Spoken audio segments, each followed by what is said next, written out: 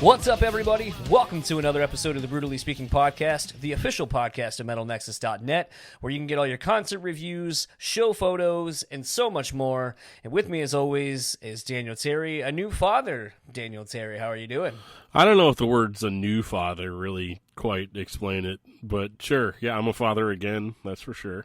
You're a new father. You have a new baby who you've not been a father to prior to this child existing. This is true. This is very true. I've been sick for the last couple of days, and I think at one point I briefly passed away, but I think I'm back again. So, all things considered, I think I'm doing all right. I don't get a lot of sleep. I drink a lot of coffee, and just haven't really been able to indulge in any beers. Mostly from being sick. It's like, yeah, you know that headache? How would you like for your head to be swimming and have a headache? Well, that sounds terrible. And you're not selling having a child on me any more than anyone else has ever tried doing. So having a child sounds terrible, and you make it sound like everything I've ever thought is to be believed. I mean, it wasn't that terrible for me, let's be honest. Not yet. Oh, you're such an optimist. Speaking of being an optimist, our episode's guest is Brian Head Welch of Korn. Yeah. This came about because I am a persistent motherfucker. Over the course of 52 emails starting all the way back in October of last year, I finally made this happen. Finally. You just called him up, right? You're like, Brian, let's do this. And he's like, John, I don't know. I don't know if we can. And you're like, yes, we can. That's how I'm going to tell myself it happened. Yeah. No, I mean, I have that power now. I pretty much have figured out through doing this for almost 3 years how to figure out people's emails. There you go. It's usually just their name at gmail.com. Shh. We don't say sorry, that's an insider secret. I mean, that's my Gmail name. It's basically just my name at Gmail. Yeah, mine too. All that aside, though, we didn't talk about Korn necessarily. The whole point of having Brian on was to talk about his documentary, Loud Krazy Love, which is available now pretty much anywhere. I believe you can get it on Blu-ray, DVD, if you still buy those. You can probably rent it on iTunes or whatever. I know he's been going around doing Q&As with his daughter, Janaea, after screenings of the film. And for a while, it was just available on Showtime. And this was pretty cool. I think for me personally, this kind of came at a very interesting point in my life.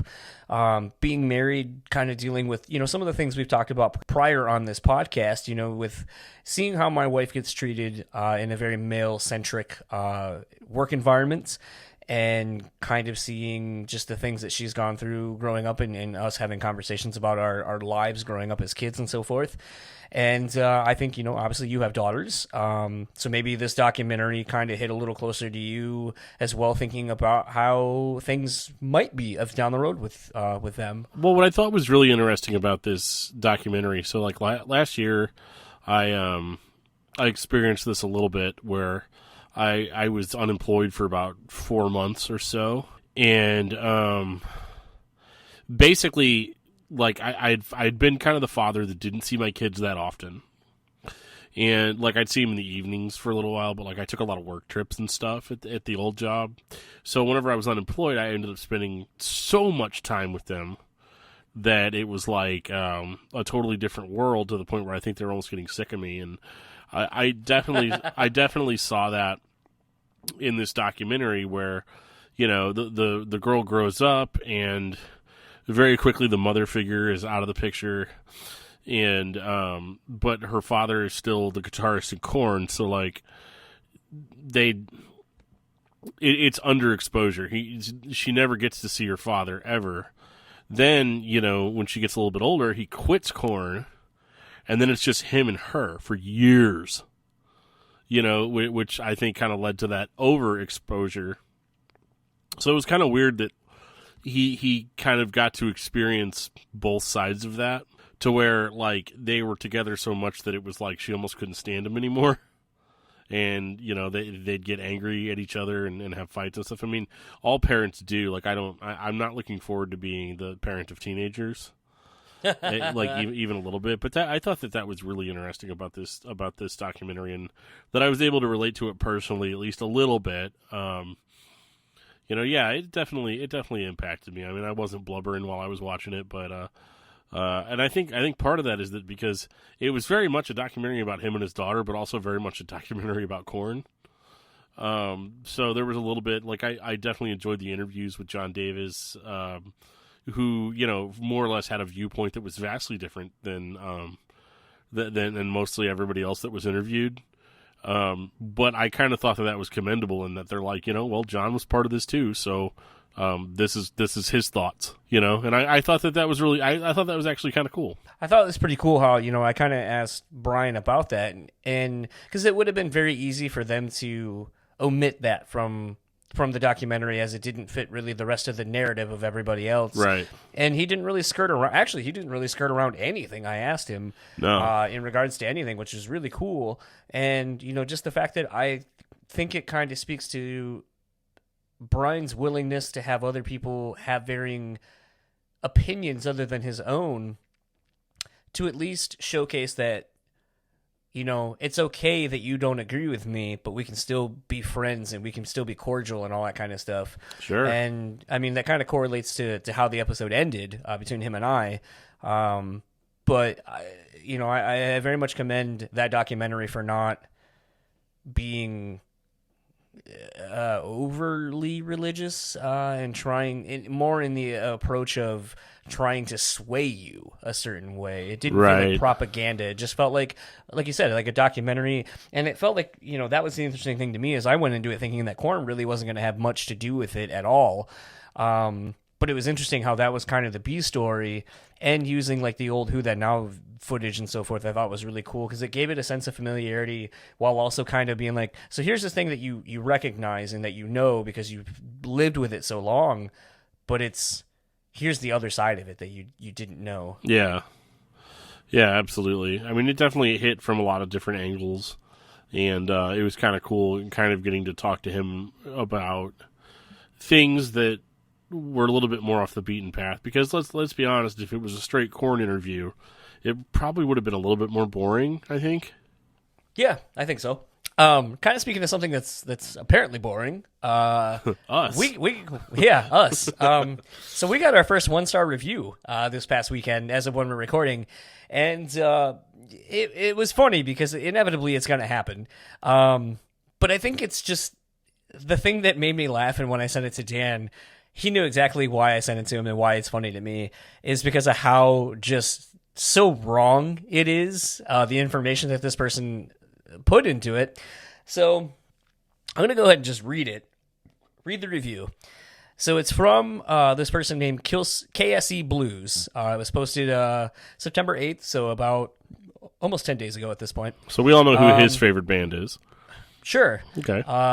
So we got a 1-star rating with the title of Expand. Which, I mean, when my wife showed this to me, I was like, she just goes, oh, it's called Expand, and then started reading it, and I was like, Expand? Like, what the fuck? We've been doing nothing but expanding for the past 2 years. Yeah, I kind of feel like we have. So he goes, get someone from Killswitch on the show, besides their production manager, Joel, who you only talked about Killswitch with for the last 15 seconds of the interview. You have people on the show when they're getting ready to drop a new album, but the week Killswitch does, you have Howard on and don't even mention that he is singing with Jesse on the new album. It's insane that you have people from Bullet for My Valentine unearth All That Remains and Atreyu on, but not Killswitch. It's pretty clear you don't like Jesse-fronted Killswitch. That's obvious. So, let's tackle this piece by piece. Okay. Get someone from Killswitch on the show, besides their production manager, Josh, who is an awesome guy, and I would love to have back on, especially when he is in The Weapon, which is fronted by Jesse.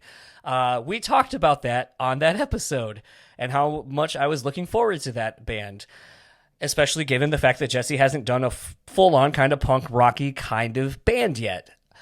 Secondly, Joel.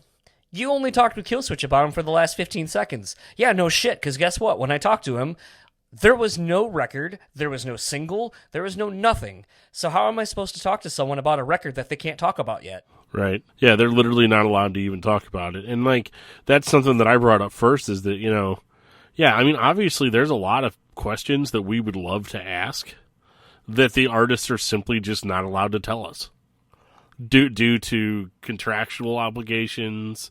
So it's like we're not going to turn down the interview just because they don't want us to ask Killswitch questions because maybe they've got something cooking that they don't want to be public knowledge yet. I mean, and that's really not our fault. And I think the biggest travesty of the whole review to me was where he was like, it's obvious that we don't like Jesse fronted Killswitch, when John and I both on different podcasts have gone on record saying that we enjoy the Jesse fronted Killswitch the most. Not that we hated the Howard other bands. Yeah, like not that we hate the Howard Killswitch, we don't, but you know, the Jesse Killswitch was the first Killswitch I'd ever heard, so there's a certain amount of nostalgia there, and it just sounds right hearing him singing with the band, you know? And if only you could have seen, you know, the emails between, I presume it was Jesse, I think, when I was almost had a show booked with The Empire Shall Fall, a band that I really love. And at the time of that band coming out, I said, and if you had MySpace back then, and I can pull it up, I could show you my exact posts about them when they posted We the People, and saying that it felt really good to hear Jesse singing with conviction behind a more metal-fronted band. Something new. It sounded like kind of the more modern metalcore kind of sound with the bluesy riffs mixed against, you know, kind of heavier stuff. You know what, though? We've made the joke that I have stuff, if I could go and find it on one of my blank CDs somewhere, the dubstep weird thing that Jesse was doing that was only available on MySpace. I would just ask him about that then, just to prove that you think that you know that I don't like Jesse or that Dan doesn't like Jesse, and you couldn't be further from the truth. Yeah, I mean, it's not even... Here's the thing. I as a podcaster, I don't have any problem with negative reviews. I really don't, because a lot of them sometimes contain information that I probably need to hear that maybe my friends were too nice to tell me, or you know, like objective criticism. So I mean, even if they're reviewed, because like normally when you get a bad review, we might read it or say something about it, but we don't typically break them down like this one. What really stood out about this one was that unfortunately all the issues were things that were completely beyond our control. And to address even the Howard one, you and I talked previous to that. It's like the Howard with Killswitch thing has been beaten to death. Totally. The Howard, like Devil You Know drama had been beaten to death. Yep. So what's something that we, as longtime Howard Jones fans, hadn't heard people talk about? Blood has been shed. Exactly. Which led to a conversation that I just did tonight as of when we're recording with Corey Unger of Blood Has Been Shed. And holy shit, if you thought that went viral with Howard, I think there's going to be plenty of stuff that Blood Has Been Shed fans will look very much forward to hearing when we drop that episode. But yeah, I think like Dan said, the thing that was a little bit frustrating for this to me, other than, you know, obviously drops our overall rating to a 4.5 now instead of a 5, is just there literally is reasons behind every single comment or knock on the podcast, and the overall dissertation that they put on. It's clear that we don't like insert whoever, and it's like that's really not the case. Yeah, not at all. Like, and you know, if your reviews that you guys suck, or I just don't like Dan's voice, or especially not tonight because I'm all congested. But it's like if I don't like Dan's voice, or I don't like the questions that John asks, or whatever, like those kind of criticisms are like, yeah, I mean that's your opinion. It's objectively not true or untrue.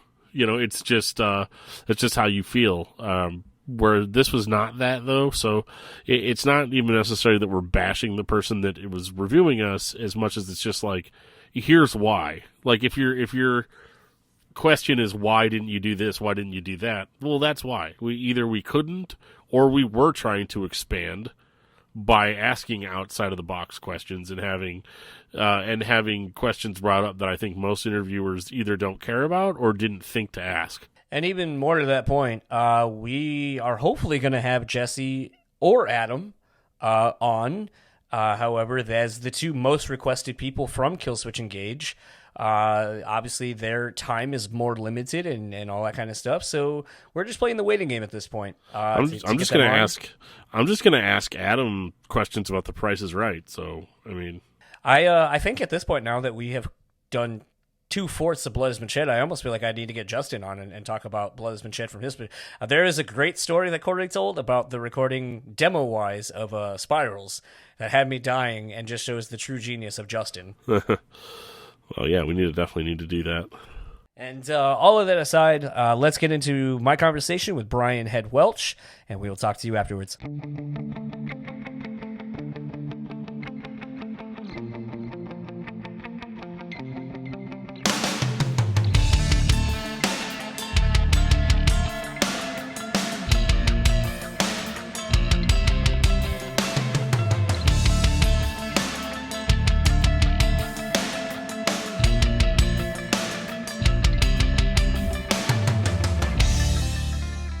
So I have the pleasure of talking to Brian Head Welch of Korn, whose latest documentary, Loud Krazy Love, is out now via the Showtime app.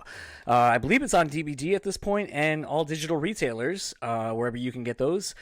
And you know what? I'm going to jump right into this documentary, which I thought was really interesting for a multitude of reasons. But, you know, I kind of wanted to know, throughout this whole process, what have you learned about relationships with the opposite sex, you know, going through this? Just that there's a lot of differences, you know, and whether it's friendships, you know, like father-daughter, or you know, marriage or girlfriend-boyfriend, it's just, you learn a lot, you know. And it's you know, I got a lot of females obviously in my family and friends and everything, and it's crazy. It's like we're just so different in so many ways, you know. And it's just it's a learning process, right? Absolutely. And so that's why I needed to go to the place called Awakening Youth, that they helped me communicate with my kid, because I couldn't communicate with her. I didn't know, you know, I didn't understand what her feelings, you know, and all of her changes, you know, as a female teenager growing up. It's just like, scientifically, and what happens in the brain is just crazy. I've read all about it, and so yeah, they helped me out a lot, because I couldn't do it myself. It's definitely a thing. Like, my wife and I typically hang out with all of her coworkers who are mostly female, and you know, I've been accepted into the lady gang of sorts. But it's incredible the amount of perspective and knowledge I've gotten to gain over the almost 10 years of being with my wife, and just learning the struggles that women go through constantly. It's very shocking at times to hear that, you know, we're in 2019, but just hear the antiquated things that they go through, like, where you're like, wow, really? Like, you go through that at your job, where men are kind of still being dicks and devaluing your opinion and your experiences because of your gender? Like, it's kind of wild. So I can't imagine what it's like going through that with a daughter. Yeah, dude, every bit of you know, just everything. It's like you want to kill people, you know, sometimes. Absolutely. And you want to help her in every way, but it's like, you know, in this life, we have to learn by good times and bad times, heartbreaks and successes. And so, you know, it's just, all you can do is just be there, I think, and kind of give advice and everything. But a lot of times, you know, young people, they don't want to listen, because they got to find out for themselves. So absolutely. Something, you know, about this documentary that I really loved is a very long time Korn fan. I mean, you know, being in my mid 30s and being around, you know, in the VHS era, is the incorporation of the old Korn home videos that I feel like a lot of us, you know, it was like those Pantera home videos for us, a lot of us Korn fans, you know, getting to know all of you guys, getting to see the experiences of making these records and so forth. And it kind of gave a sense of familiarity while also providing new layers of the narrative of what you were going through. Was this kind of your intent with working with the documentarians that you were working with, on kind of bringing people in through something that they're familiar with while also adding to the story? Honestly, we didn't get that deep at all. We were just like, that Pantera documentary is so cool, let's do one. I mean, honestly, it was like that Pantera. I don't know if it was one or two, but it was just like, wow, you just get into see what goes on, and and we just wanted to do the same thing. And we're just all goofy, and we get down and serious with our music and get into it and love it. And there's a lot of emotional things going on with the lyrics, but when we're off, just hanging out, it's a lot of just laughter. And sometimes we can't even do photo shoots because we're laughing so much. Or one guy says something and then everybody starts laughing, and I'm like, okay, come on, get serious, and so it's a challenge. But yeah, those were good at just opening the door to, like, hey, who are these guys behind this crazy music? I guess I was kind of thinking about it more from the documentary's perspective of adding in that footage. Was the point of that really to drive home the point of, like, you think you know who I am, but here's this whole other side that was congruent with a lot of the things I was going through at the same time? Yeah, I think so. If we're moving on over to my documentary, is that what you're asking about? Yes, absolutely. Yeah.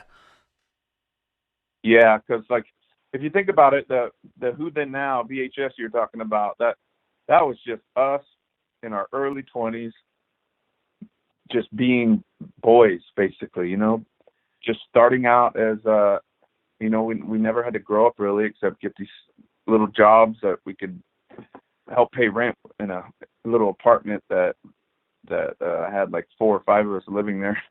And so we didn't, but all we did was, like, just hang out and laugh and never grow up, and then, so on that Who Then Now VHS, it's just like us goofing around and all that. And then you would compare that to my documentary, and it's like that lifestyle of, us just being boys and drinking and partying and just, women and all that lifestyle, how that affects a person, whatever it was, 10, 15 years later, I'm guessing, when my documentary comes out, it's like, okay, now I got to fix all the damage I caused, right?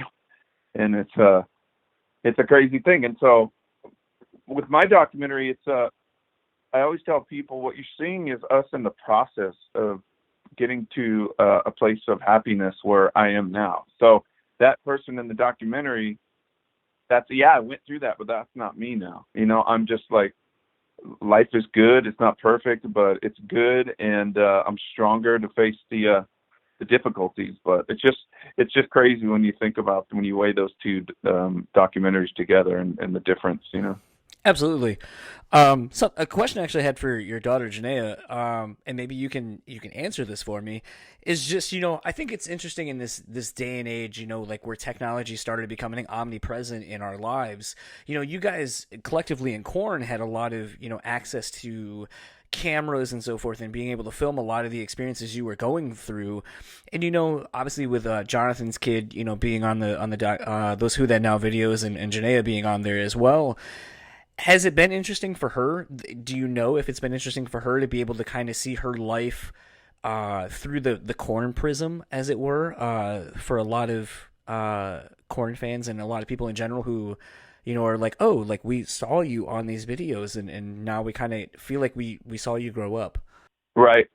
Yeah, and it's crazy though, because they do remember her.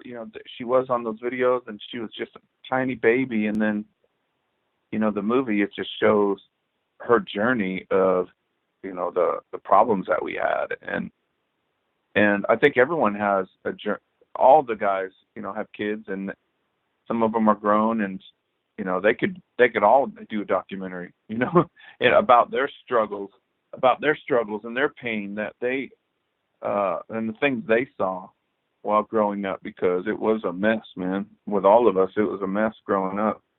And so I think so. And I think I think she just wants to show people that no matter what kind of cards you're dealt in life, that you can get through it, and you can get to a happy place, and overcome all the things done wrong to you, or just, all that stuff.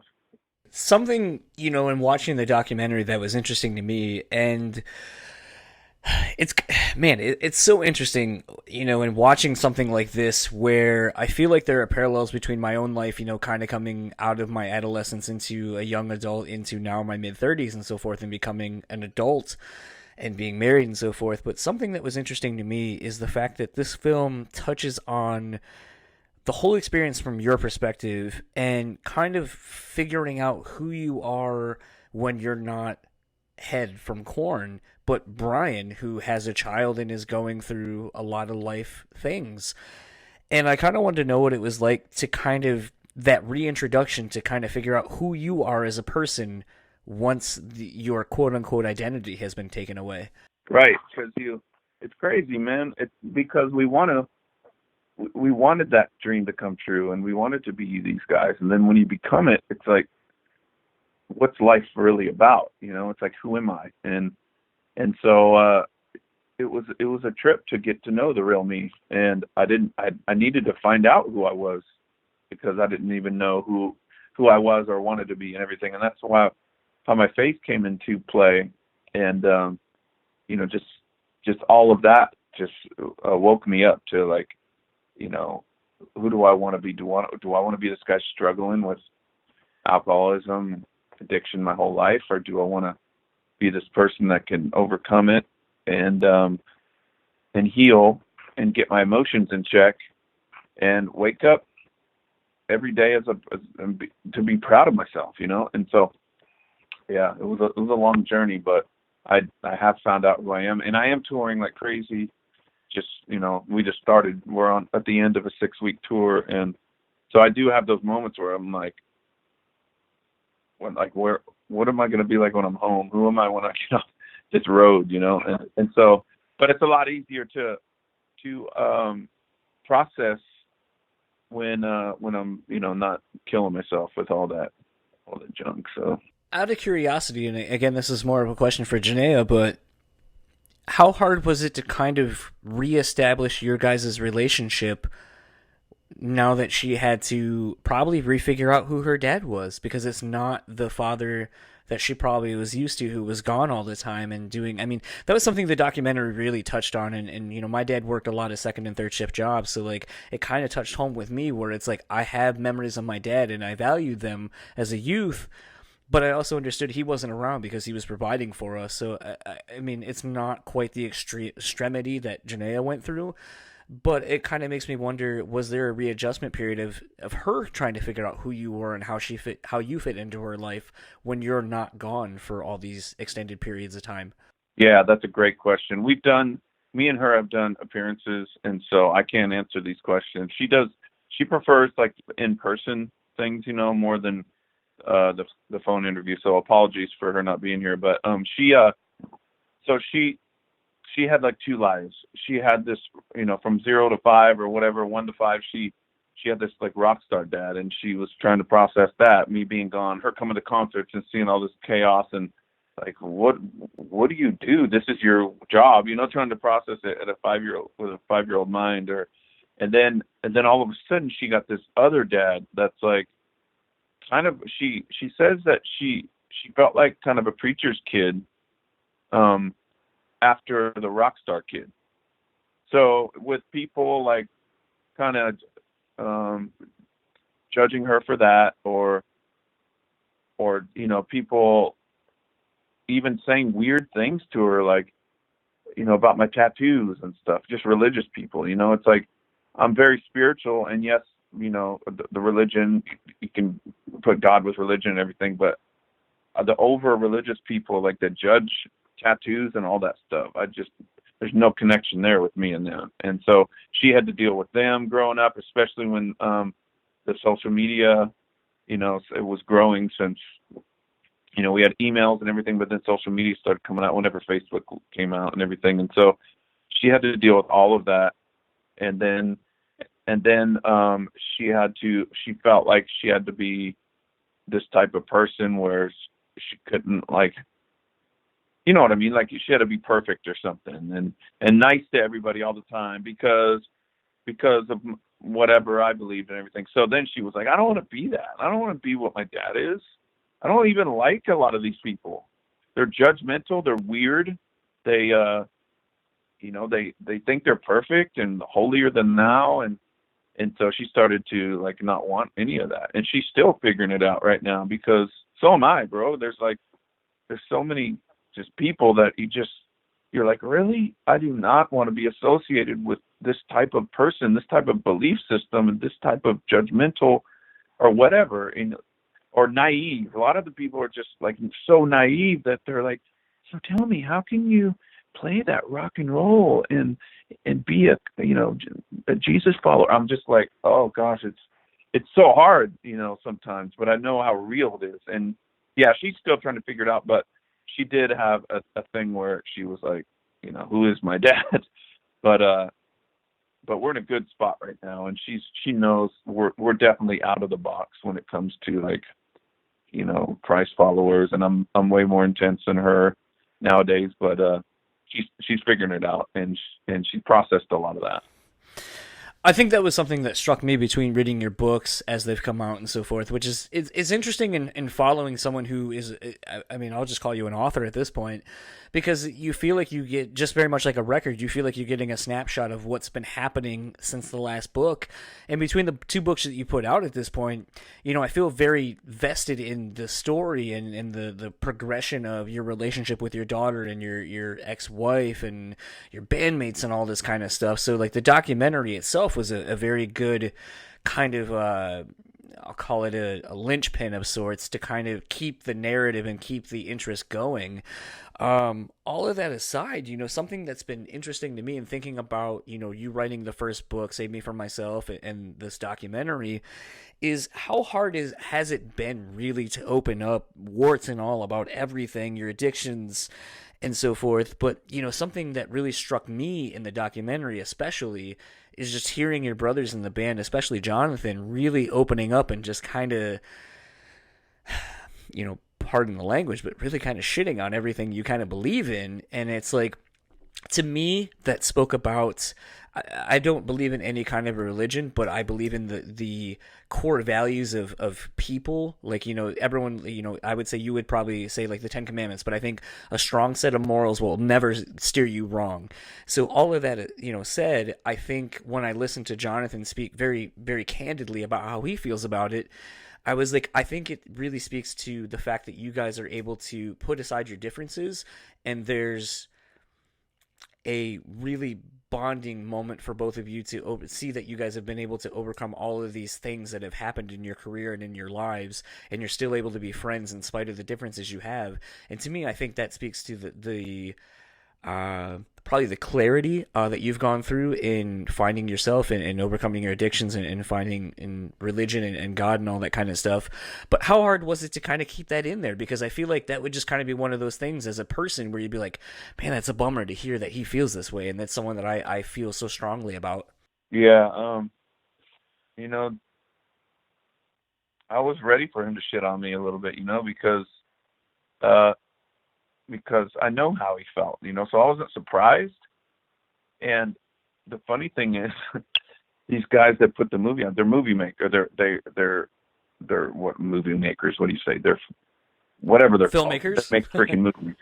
Filmmakers, and they're like, man, we need a friend of yours, like, because we went to Bakersfield, California, where we grew up, and we were looking for. They wanted someone to be like, look, I love Brian, but he turned into an idiot with this stuff, and basically they wanted a villain for the story, and they didn't get any. My friends were like, man, I'm proud of him. His life's better. He's done good for his daughter, which is all true. But as filmmakers, they wanted something juicy for the story, and then Jonathan ends up being that guy, and they didn't even know that he was, but he's really raw. He's just like that, man. He does it in the music. He does it in conversation. He's really raw with his feelings and just explaining how he feels about things. And you could see as he's talking about me leaving the band, he's just like so pissed. He's like, this motherfucker goes to this radio station and tells him that he's leaving the band right in the middle when we're doing a deal. And so you could see like the anger that he still carries for that. Now I will say that we filmed that like 5 years ago, and so he's a lot better now. But Jonathan actually grew up in church a little bit in his life. His dad had a same thing as me. His dad was a rock and roller and playing the clubs and drinking and partying and all that. and then he became like a full-on fanatic of a Christian fanatic, you know. And so Jonathan got both sides, just like Janaea, and so he had wounds from back then, and so anything to do with, you know, someone trying to, you know, oh, you're gonna go to hell if you don't do this or that. He's like, he said it in the movie. He's like, it's fucking irritating, you know, and you could see it, and he still feels like that. That's still real. But yeah, man, I just love him how he is, and I understand, man, because religion, the over-religious churches, the over-religious people out there, have really screwed people up, and there's a lot of damage there done, and so I understand why he's like that and doesn't want nothing to do with it. And there's all kinds of people out there, but I mean, it's my family. If we have a family member, you know, a sister, brother, or whatever, that doesn't agree with us on something, is our family broken up, you know? And I understand that I did have to leave Korn for a while because of all the drugs and everything, but now that I'm back and no one's doing hard drugs or doing the old things that we were doing, it's a thing where, like, we can have differences, and I can live with you, and it's okay. You know who I am, and I know who you are, and I love you just the way you are. Absolutely. Kind of the last couple of questions, because I know I got you for a couple of minutes longer. You know, something that was kind of interesting to me is, you know, speaking to Jonathan's stance on everything, you know, it's kind of a stark contrast to the rest of the film as far as the narrative that it kind of is presenting. And I know from what I understand from your publicist that there is going to be a family version of this documentary put out. Will that part remain in the film, or are there plans to kind of clean that up to make it a little more family friendly?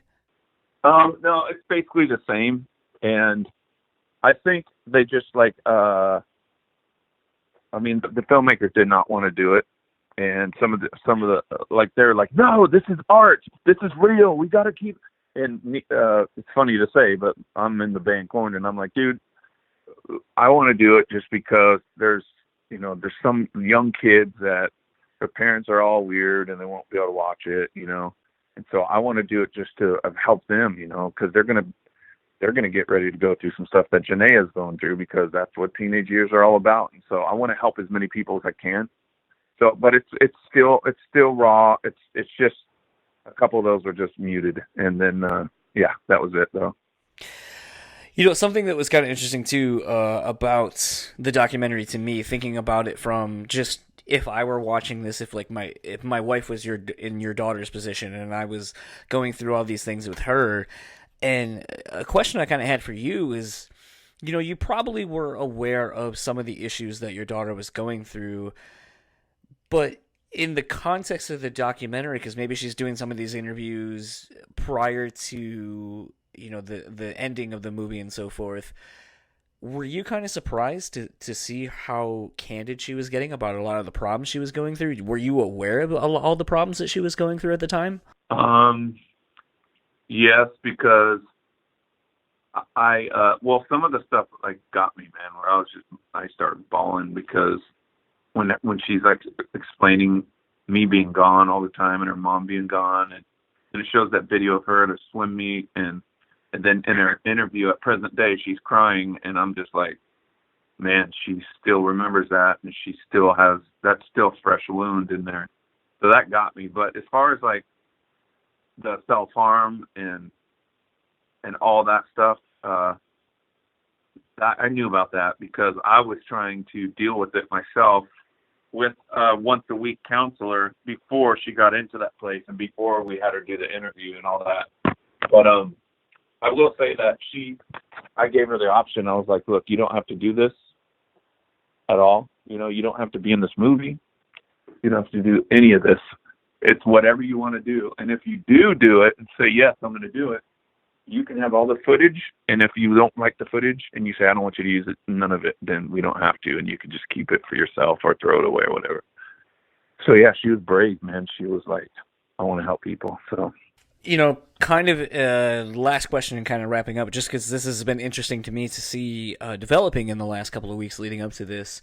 It has been announced that you are working on a new band that consists of a lot of members safe to say that either are or were at one point kind of tied to the Christian rock metal scene, and there seems to be a lot of expectations as to what it is. And I, interestingly enough for me, a lot of people are kind of like, well, I really loved In Love and Death. What's going on with that?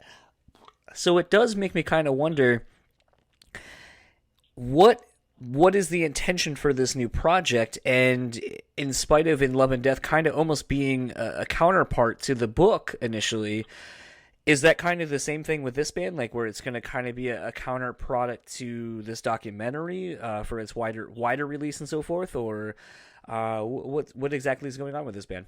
Well, it's going to be the Love and Death record. I'm just going to have some guests on there, and we'll see, we'll see how it all ends up. You plan, and then you try your best, and whatever happens. I mean, some songs might not make it. We'll see, but it's like 80% done, and Breaking Benjamin guitar players on it. I was talking to Spencer from Under Oath, and we're hanging out with them a lot in this tour, and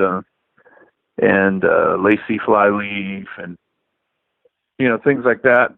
Ben from Breaking Benjamin said he wants to sing on it, but I think getting him to do anything is really hard. But if it's not Breaking Benjamin, so we'll see. But it's just going to be Love and Death and just a new thing that we're doing, just collaborations. That's all. It just sounded fun, and so we're going to go for it.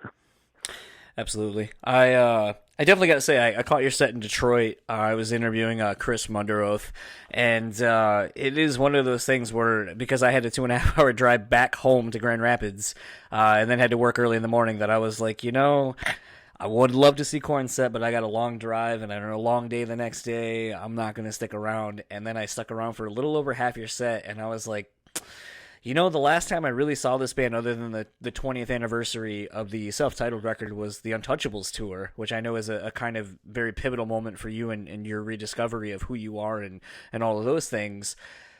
And I got to say, and I just want to say this as a longtime fan, man, it is great to see all of you guys still playing. The fact that spoiler alerts, you're playing Blind and Divine straight up in the front of the set as a longtime Korn fan is just like, holy shit. Now, more importantly, though, the person I was with at the show, when you guys cut into some of the newer material, is I was like, this sounds heavier than the heaviest Korn song I thought there was. So I'm really excited for some of this new stuff coming up, and I just want to commend you guys that all these years later that you guys have still got it. The fact that you put a lot of money back into the production and are honoring longtime fans and new fans is something that I find very commendable. So thank you for being true to all of yourselves and for providing people like myself who have been with you guys for a long time an outlet for when we feel awkward or whatever. And with the documentary Between Who Then Now to even the documentary you're putting out yourself, of just putting yourselves out there, because it means a lot to myself and a lot of other people, I'm sure, who may listen to this. So on behalf of myself and anyone who listens to this, thank you for everything that you have done over your whole career. Dude, thank you so much, man. That means a lot. And you know what? Because we love the old fans, and to us, like mostly it's like all everyone there's probably got some connection from the past to us, And so, but to hear you say that is just so amazing, because Korn went off on the electronic phase and everything, and I didn't love that, but if, they did it, and when I got back in the band, it was like, who is Korn? I want to be who Korn is, which was the guys from the beginning, but in a new, fresh way, because like you said, I'm so glad Jonathan fell in love with country music again. That's all I got to say, because he went through the electronic phase, but I like it all. So thanks for saying that, man. I appreciate it. No, I mean, legitimately, you were my first concert with my dad. The first concert I wanted to go to was the Sick and Twisted tour you did with Stained, and Mindless Self-Indulgence. And that was a memory my dad and I still have. When we went to the Untouchables tour, that was a show we went to together. Korn became the band that was the link between my dad's era of bands that we would go see to then my era of bands that I wanted to see. So, it's just a thing where Korn is multi-generational, and my dad and I are a very strong sense of that, and we have a lot of memories of seeing you guys together. And I kind of was bummed that I didn't get to see him in Detroit with you guys playing, but hopefully you'll come back to Grand Rapids and I'll be able to buy my dad a ticket and come see you guys and relive that moment again with my father. Dude, that would be awesome, man. If you save Kristen's contact, if we come back, I'll treat you guys. Oh, that would be great. Thank you very much. And thank you so much for taking this time to talk about this documentary. Like I said, it meant a lot watching it with my wife and watching it in conjunction to everything you put out. So thank you very much for taking the time, and enjoy your set tonight and enjoy the rest of the tour. And hopefully maybe we'll get to talk again somewhere down the road. Awesome. That'd be awesome, bro. Can I just tell you one thing? I know you said you're not religious or anything. I was the same way, and I'm not going to get weird on you. I'm just that God is real. The only difference between you and me is that my eyes have been open, and that's it. I'm not better than anyone, but just keep your mind open as you go through life. But good talking to you. Hit us up when we come through again, and take care. Absolutely. Thank you very much. See you. So that was my conversation with Brian Head Welch of Korn. Something that I took away from that I thought was pretty interesting. There's actually a couple of talking points that I thought were interesting. First of all, and I didn't notice it until I was going back and editing the conversation, was him saying, right at the end, thank God Jonathan found his love of heavy music again. Yeah, that was interesting, because, I mean, have you heard the last two Korn albums, especially the new one that's been released since we did this chat? Like, it's astounding to think that he lost that, although I can kind of see it with, like, the dubstep record and everything, but, I mean, even that was still coming from a perspective of heavy music. Yeah, it was pretty cool, and obviously we did this chat before most of the new Korn record stuff had kind of been dropping. I think at the time we did this, I think You'll Never Find Me was the only single that had been out at that point. But it was kind of interesting to kind of get his take on that. A lot had been made recently of his saying that he was going to tap, Spencer from Under Oath, Lacey from Flyleaf, someone from Breaking Benjamin, and so forth, to do this new project. And I was interested to, just kind of quickly talk up to him about that and be like, okay, and a lot of people have been going like, well, what's going on with Love and Death? That built enough of a fan base that people are still wanting another Love and Death record. And I thought it was pretty cool to find out that basically that will be what the new Love and Death record is. It just will have some guests on it. And that, the record is about 80% done already. I think that's cool, but I mean, this is just my opinion. So take it with whatever grain of salt you want to take it with. Expand. No, I feel like, yeah, actually, John, I wrote that review. But no, it's the big reveal. But no, my opinion on Love and Death is that they're just an unfortunate band in the sense that, like, they came about, they were his current project, and then, it's like your old boss calls you and it's like, dude, I'll pay you double the money, come back. But then you're like, oh, but I still have this other job too that I do. And he tried to make both of them work for a while, but like I followed Love and Death kind of since their inception, and I think it just is kind of a bummer because I was like, oh, well, this is his new band, and it sounded like a little bit like Korn, but it was different enough for you to be like, oh yeah, it's the dude from Korn singing and playing guitar and stuff. And then, once he rejoined Korn, Love and Death kind of fell off. And then, at one point they basically had a guy be the lead member of the band, become the new lead singer of the band, and that Brian was just going to scream in the band. And it was just one of those, like, what is going on with this band? So I'm not going to lie. Like, I was very surprised that anything was even happening with that band. I just figured that they were done. I think the thing that's interesting about Love and Death is, a lot of people, when Korn went there, the way they ended up going, a lot was made of the fact that the Korn sound was in Love and Death. And I don't know if that's what garnered a lot of people to go check that out, as feverishly as they did, or not. It's one of the few instances, it obviously didn't reach the level of Korn, but I think it was one of the few instances where I did see a lot of fans follow Brian into that project where, I think you and I can both agree, a lot of times when a person leaves a bigger, successful band and starts their own thing, you tend to see that they do not achieve any success. Yeah, not really. And, he covered that in the documentary a little bit, in that he was all like, I left the band to follow God, and I followed God, and he ended up basically just getting involved with some people that weren't, like, on the up and up. And, like, he's like, I followed God, but, like, now my daughter hates herself, and, I've given up everything to be with God and to be with my daughter, and, my daughter hates herself.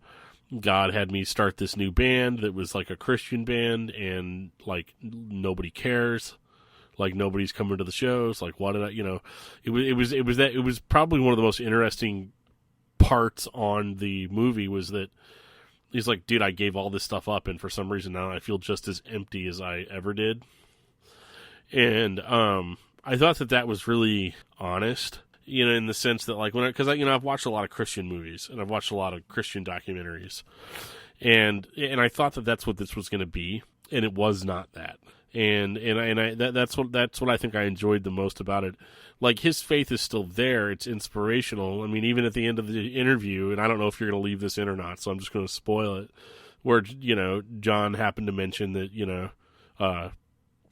he's like, yeah, he's like, I'm, you were like, I'm not religious or anything, but I thought this was inspirational or that or whatever, that he even took the time out at the end of it to be all like, well, I know you don't believe or whatever, but I just wanted to, say what I feel like I need to say, to you. And I thought that was kind of cool. And it made me think a lot about, I'm not going to try to get too spiritual here, but like, it made me think a lot about like evangelism and some of the things that I have issues with, where it's like, it's like John Davis said, he's like, the problem with religion is that, people are always trying to assimilate, like trying to, always trying to get you to join their team.